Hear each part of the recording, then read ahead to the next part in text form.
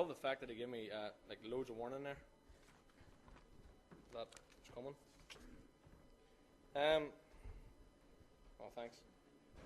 Just leave me. When Chris asked me to do this, I thought that it was just going to be like standing at the guitar, plucking away and saying like 3 words. But it's turned out it's not going to be like that, because the rest of the testimonies have been like 2 hours long each, like, so get comfy. I'm Reuben Porter. You can tell I am nervous. I'm shaking up here, and I don't do this sort of stuff, so please forgive me if I just say the word "am" about 1,000 times. See? So I had to do that. Like, I had to get something funny on the start to break ice. I'm from Cookstown. It's the centre of the earth. It's the capital of the world. It's the best place you'll ever go. It's the longest street. It's awesome. You know, just go down the street and just keep going. That's the best thing about it. I was born on the 20th of November, 1989. This makes me 21. I'm a wee baby. I was born into a family of Christian people. I want to encourage anybody here that's born into a Christian family. It's probably the best thing, and I mean the best thing, that you could ever wish for. Being born into a family where your parents loved the Lord and your brother and sister loved the Lord before I was even born, it's just absolutely amazing. And God blessed me straight away. The day I popped out to the day the Lord blessed me with a good Christian family. Sorry, I didn't just pop out like, but you know what I mean. You know what I mean. I'm nervous here. Like, I'll say things I don't mean. No, I'm only joking. I'm not going to lie either. I went to church twice on a Sunday, and I went to church throughout the week. And basically, anything was going, we went to all the time. God spoke to me for the first time when I was 5 years old. I was at a Holiday Bible Club in Cookstown Baptist, and if there's anybody in here and you're a girl, right, and you teach Sunday school, I really want to encourage you, because if it wasn't for the ladies of that church, I wouldn't have been a Christian today. And I just want to encourage that anybody that does Sunday school, or any girls or any ladies in here that do Sunday school or Holiday Bible Clubs and stuff, just want to encourage you. Like, if it wasn't for the ladies of the church, you know, as I say, I wouldn't be a Christian today. The lady spoke that night on Jesus dying on the cross, and I went home that night and I went up into my sister's room, and don't worry, I didn't stay there. I don't sleep in my sister's room. I went into her room and I lifted down a wee book, and the book was just a picture of Jesus dying on the cross, and the verse beside it was John 3:16. Nobody knows it. I'm not going to quote it. And I just prayed that night, you know, that God would forgive me for my sins. And you know, I was young, I was 5, but that's just the way I knew how to do it. That's just the way I've been taught in Sunday school and stuff, how to become a Christian. So I grew up through primary school. Please don't laugh. I went to primary school and there was only 24 pupils on it. There was like 3 in my class. And it was pretty good, like, because I was probably the smartest, you know, so I wasn't really a chance of getting there, like, you know. And I went through primary school, and I say it was a wee Christian primary school, and it was so easy. It was handy. I loved it. Like, we used to sit out in the football pitch and do our work and stuff, and all. It was just class. And then I went to high school, and that was just the biggest change in my life ever. I went to high school, there was 1,300 pupils, like from 24 to 1,300. Like, that was the biggest shock of my life. I'm not joking. I went to a wee country school, and this was a big, like, town school. I was like, whoa, it's unreal. Couldn't believe the difference. And like, I was never used to hearing like swear words and all, as I call them, naughty words. Like, I never used to hear anything like that there. As soon as you go into high school, like, it's just a complete change. Life just changes completely. So, but thank the Lord that He gave me a classmates, and there was 3 or 4 Christians on it, and I just got to know them well, and it was good. Like, don't know if any of you know, but fellow Mark Taylor, he's from Cookstown, probably the biggest head of ball you'll ever meet. He asked me to learn the guitar, so. His daddy was teaching guitar, and I started learning guitar and all. It was great. It was absolutely class. Didn't have any music in my head, like, but he taught me anyway, and it sort of turned out all right. And then we started singing together as a wee group, and we started singing about churches and stuff. And this was lethal. Like, this is me. I thought I was like Bill Gaither. I thought I was unreal. I thought I was class, like, singing around all these wee churches and stuff, and with banjos and whatnot. And then I got baptised in 2006 in Auckland Gospel Hall. Yep, I went to the Brethren. And then after I got baptised, I was saved, right? I was saved, but nothing was happening. Like, I was singing and stuff. Like, you might think that's awesome, going on well for God. Like, but when you're doing things like that for God, that doesn't necessarily mean that you're close to God. Like, I was doing them things week in, week out, and I wasn't saying that I would be as close to God as I would wanted to be. Like, and I was just like sliding through life. I wasn't doing anything special. There was nothing stopping me. I was just sliding on through. And then I met a girl. They're bad news, boys. Do not get any girls. Seriously, they're the worst thing in the world. Only joking. And we and her went out for about a year and a half. And then that all came to an end, and me being stupid, like, I broke my heart. Broke my heart. No, it did. It didn't go that great, and I sort of blame God a bit for it, because when I met that girl, she wasn't a Christian, and then God saved her, and I thought this was the doing of God. And then when things didn't work out, I started blaming God for things, and I stopped playing in church. They stopped asking us to play in church, and then I started blaming God for that too. And then the group fell apart, and I started blaming God for that. And I just started blaming God for everything that went wrong in my life. And looking back, like, it was the most stupidest mistake I've ever done in my life. But I thought I'd start trying the things of the world. So I just thought, there's more out there. Instead of, here's me. All my life I've been this good wee boy singing in churches and stuff. And I just thought there's more out in that world for me. So I started going out and all, and my brother, he turned around to me and said, I'll never forget the words he said to me. He says, "Reuben, just be careful, because sin will take you farther than you never want to go." And at the start, I just thought, I'm just going to go out for the dancing and the carrying on, and I'm not drinking all that there. But, God's word is true, and sin does take you a lot farther than you'll ever want to go. And it took me to places that I should never have been, but I was in a bad place. I started partying a lot. I started going out most nights of the week, and I joined a flute band, and I was breaking my mum and dad's heart, and more importantly, I was breaking my Heavenly Father's heart. As I say, I started smoking, started drinking, I started doing everything there was out there to do, and sin had just got a real grip in my life. And sin is just an absolute poison. It is the most cancerous, the most disgusting disease in the world, and it would grab you, and it just grabbed my life so mad. And this went on for about a year. But there's a lot of people nowadays, and myself included at times, who try to live double lives. And I can stand here and I'll honestly say this, and anybody can say different to me if they want, but this is the way I believe. There's no way we can live a double life. If we have a foot on one side in the world and we have one foot in God, there's going to be a bus that's going to come down the road and hit us.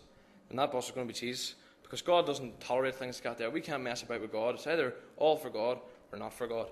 And that's just the way I went, and I just went the wrong way completely. I just forgot about the things of God completely and had no love, no passion for doing anything for God. So then, lose my notes here. Yeah, okay. For my 20th birthday, I went to Manchester. Went with full intentions just to go out and have the weekend of my life. I just thought, this is it. This is going to be awesome. I was going to go watch Man United play, and I was just going to go out each night and just get full, just get drunk. So I did do that. I went out on the Friday night. It was my birthday, and I don't really remember too much about it. And I came home on that night morning, whatever it was, and woke up the next morning. And what happened to me on that Saturday morning was probably the scariest thing that's ever happened to me in my life. I walked out of my bedroom and I walked into the kitchen where all the boys were sitting. And it's the first time in my life I ever experienced drugs being abused in front of me. And normally you just see these sort of things on films and stuff, and you're like, whew, I'd never experienced that. But we have to be realistic about things nowadays. That this happens all the time, and it happens everywhere. And this doesn't happen in Manchester. It happens here where we're at now.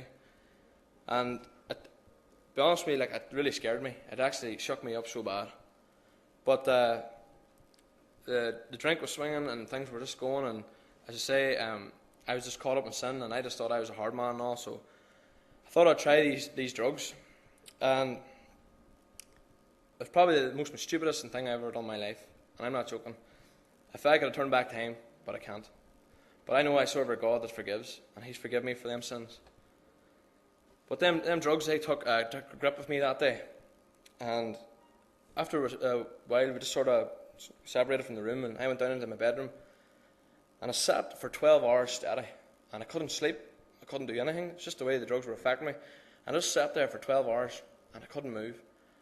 And the things were going through my head, I couldn't even, start to explain, the amount of, the heartbreak that was going through my head was just Reuben, look at your life, look what you've done, look at your family, look at your father, look at your heavenly Father, like, look what you've done.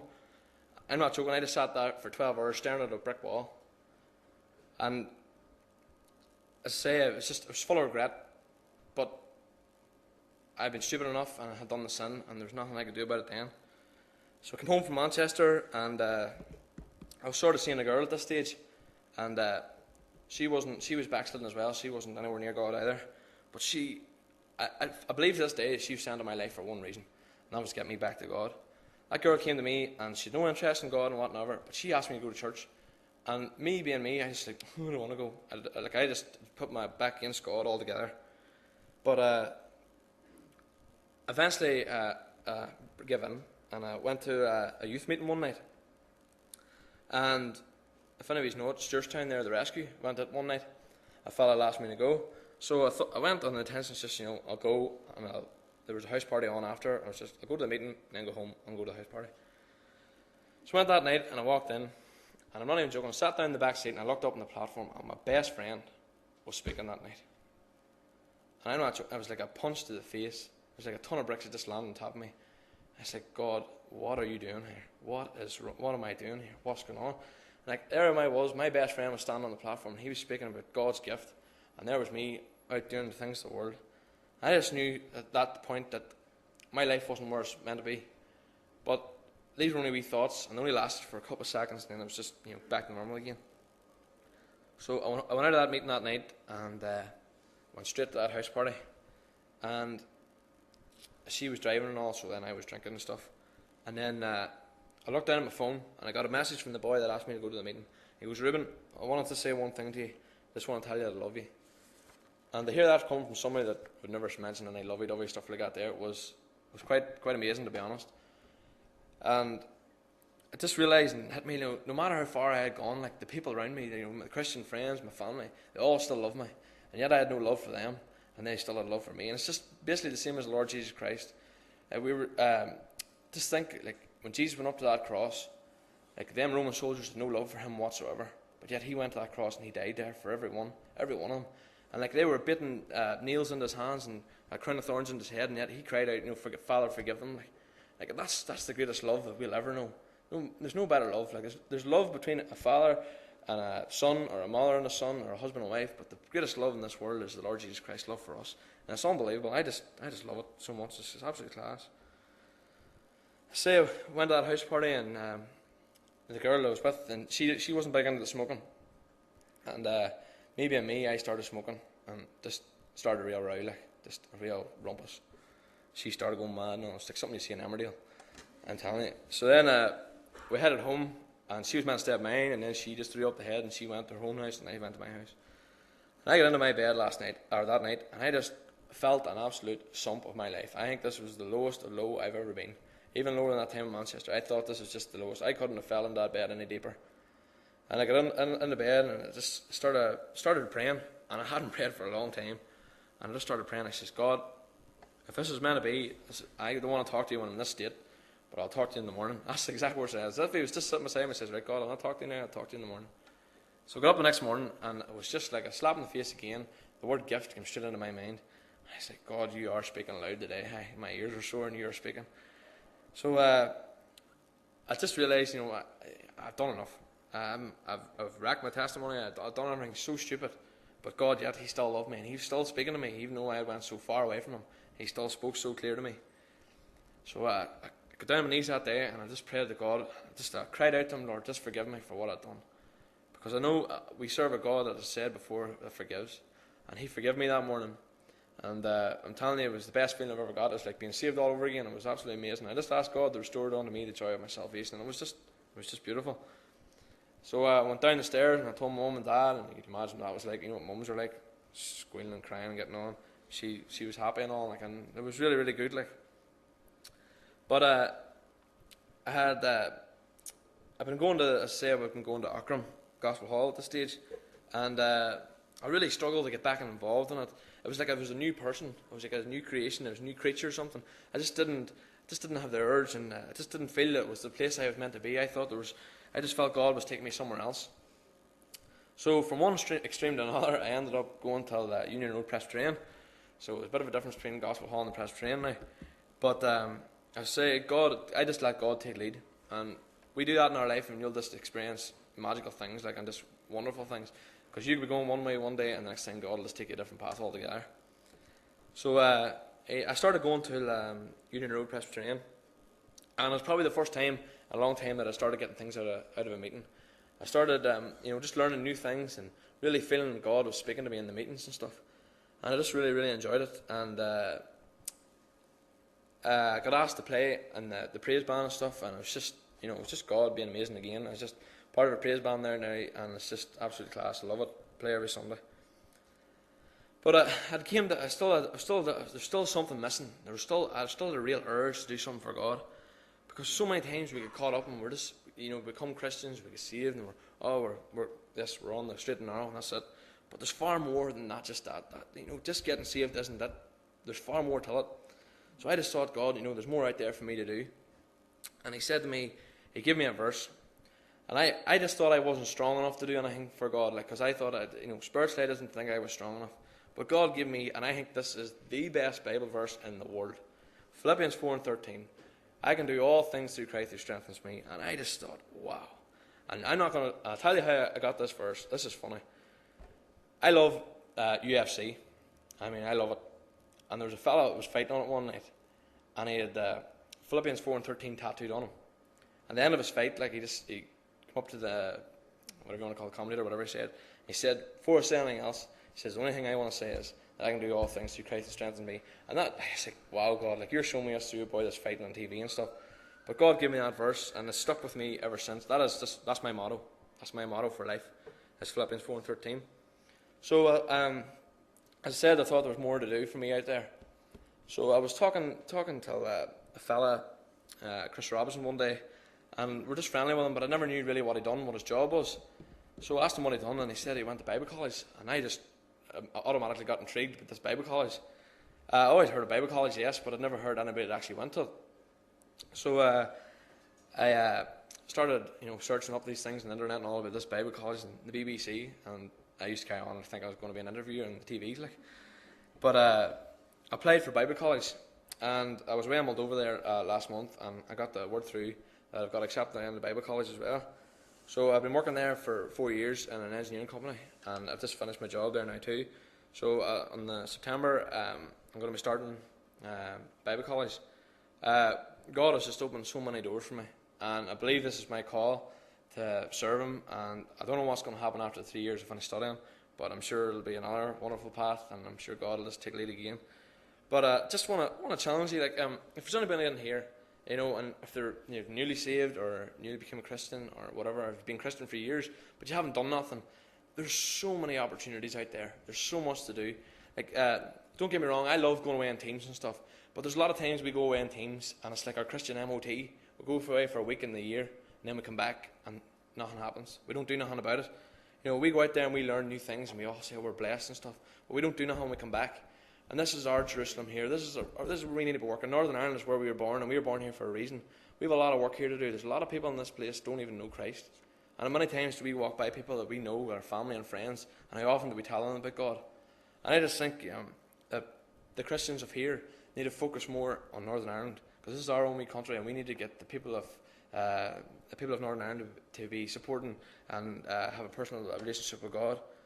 And I just can't help but read that verse again. God, He gives us strength, and He'll give you the strength to do anything you want to do.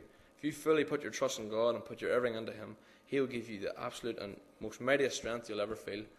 It'll be absolutely brilliant. So that's really it, and thanks for listening.